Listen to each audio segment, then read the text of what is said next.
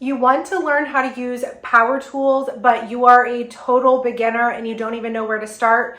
Well, you're in the right place. Hey guys, I'm Ashley French. I am a DIYer and I help total beginners renovate and DIY their homes. This video is going to be part of a series where I teach you how to use power tools. I am teaching from the very beginner kindergarten level, so this is going to be easy to follow. And when you're done watching this, you're going to feel confident being able to use power tools. So let's get started with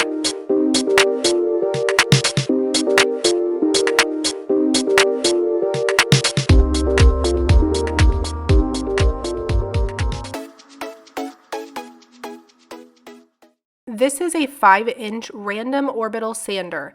They are typically made in both corded and battery-operated cordless versions. These are one of the best sanders for wood.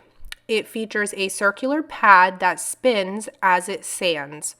The circular pad has a Velcro-like surface and round pieces of sandpaper Velcro on and off. They have a comfortable palm grip and the power button toggles on and off. An orbital sander features a built-in ventilation system, which is the opening you see here, and that prevents dust from scattering all over the room when you have a bag attached. You can also attach a dust extractor vacuum or a shop vac to the sander for better dust control. To use the orbital sander, you simply turn it on and lightly push it against your material and move it in a sweeping or circular motion. When you are done, you simply push the button into the off position. An orbital sander really is a very easy to use, great beginner tool. I use mine anytime that I am working with old furniture or doing a furniture flip and I want to remove old paint or varnish or just smooth out the wood on a piece of furniture. Anytime that I am working with wood to build something new, I will also use my orbital sander to smooth out the wood to get a really nice, smooth, fine finish, whether I plan to then paint it, stain it, or even just leave it raw. Now, I also wanted to give you guys a quick little lesson in sandpaper because you will notice that on the back of your sandpaper there is going to be a number, and this is telling you what grit sandpaper it is. So a lower number grit is going to be very rough, and a higher number grit is going to be smooth.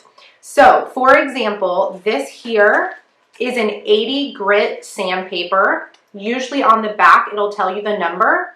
An 80 grit is a very rough piece of sandpaper, and it is typically used to get off really thick paint or varnish that you have on a surface. Okay, so moving up, next you're going to have your 120 to 150 grit sandpapers. These are considered a medium grit sandpaper. You typically would use this if you're just trying to smooth out a bit of roughness on raw wood.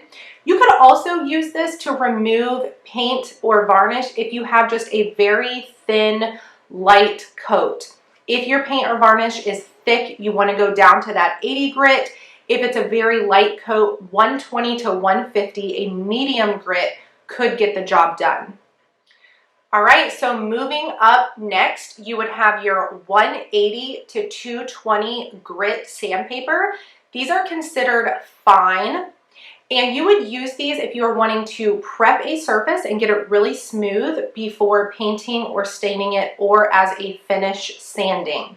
So this is not going to remove paint or varnish, and it's not going to smooth out if you have a really rough piece of wood. This is what you would use towards the end just to get a final smooth coat.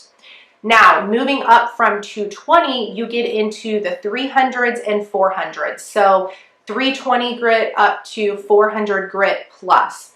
When you get into those high numbers, you are now using what's called an ultra fine sandpaper, and they are actually pretty smooth to the touch. They have hardly any roughness whatsoever, and those ultra fine sandpapers are what you would use in between coats of paint or varnish. So if you're painting a piece of furniture, you would let it totally dry, and then you may lightly sand it with a 320 to a 400 grit sandpaper to kind of smooth out the paint surface before putting on a second coat of paint.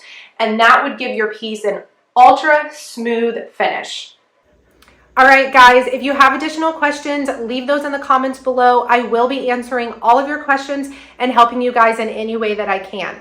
If you found this video helpful, be sure to head to my page because I have created a bunch of videos just like this on a variety of power tools, because this is part of my series of Power Tool Basics 101.